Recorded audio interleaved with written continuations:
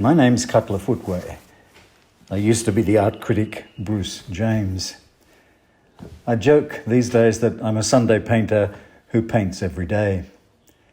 I speak in English, but I think in painting. It's a disability or a superpower, not sure which. I grew up in the sugar town of Ayr, North Queensland, in the 50s and 60s.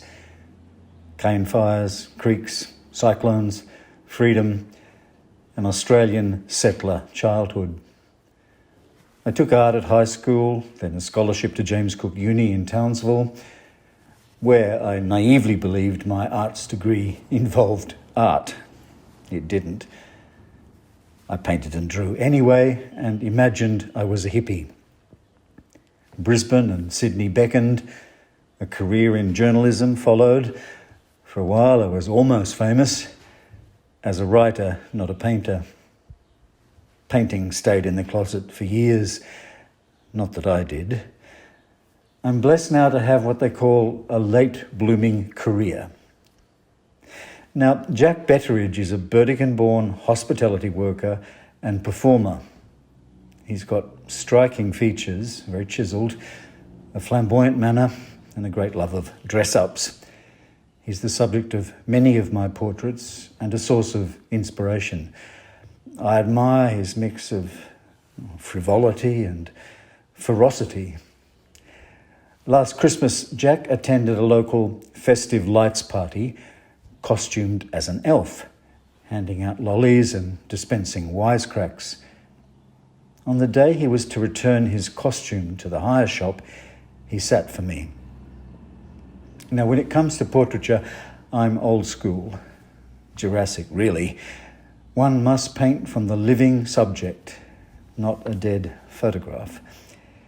Video, multimedia, a whole range of other approaches to portrait making, well, these have a place, just not at my place.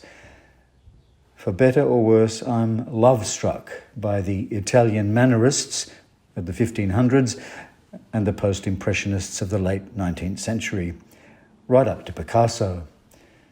In fact, the spirit of Picasso's many paintings of jesters and harlequins underpins my portrait of Jack. I began with a life drawing in pencil on the canvas.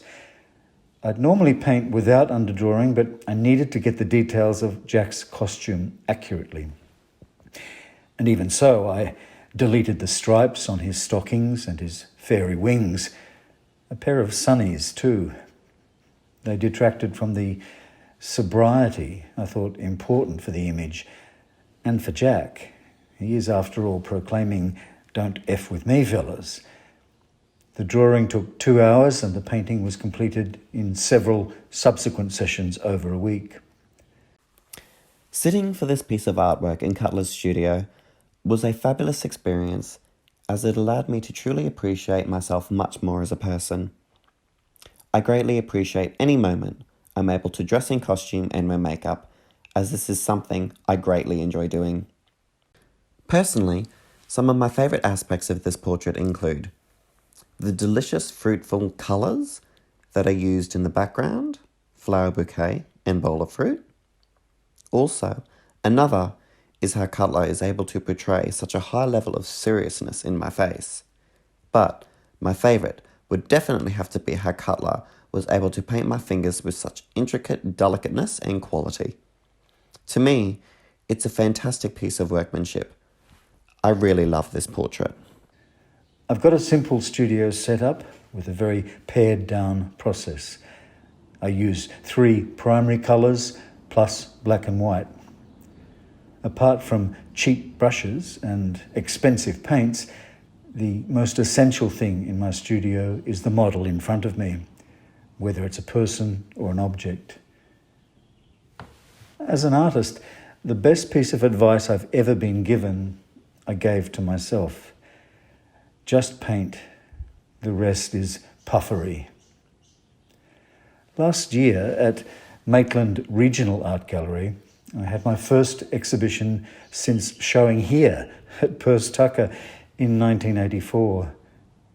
It's quite a gap. Because I returned to painting so belatedly, I wasn't sure I'd ever exhibit again, but it felt like the right time. I'm excited to be holding a solo show at Percivals in 2022.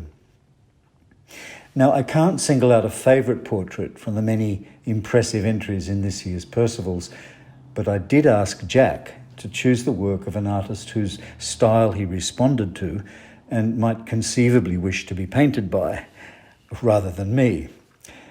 He was very quick to nominate Christopher R. Inwood's Alec the King. Well, a queen deserves a king.